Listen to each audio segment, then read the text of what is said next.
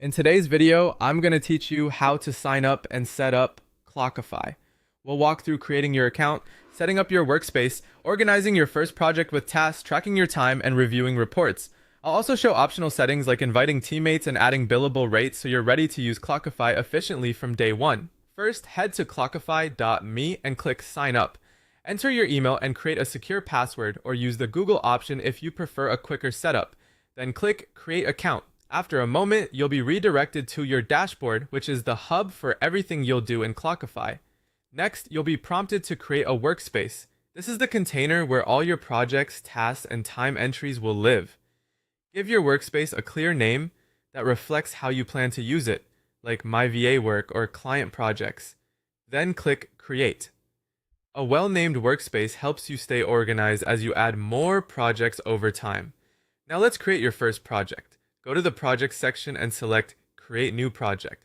Enter a descriptive project name, for example, Client A, Social Media, and click Create. Keeping your project name specific makes it easier to filter and report on your time later. With your project in place, open it to Add Tasks, click Add Task, and enter the key activities you'll track, like editing, posting, or research. Breaking work into tasks helps you categorize your time and spot patterns, like which activities take the longest, so you can plan and estimate more accurately.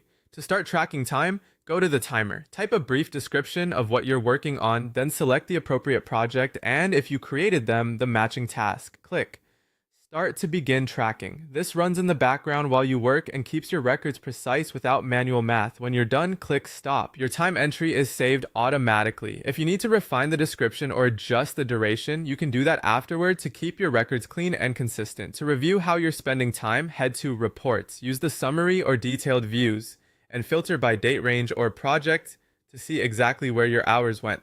This is great for insights, invoicing, or simply improving your scheduling.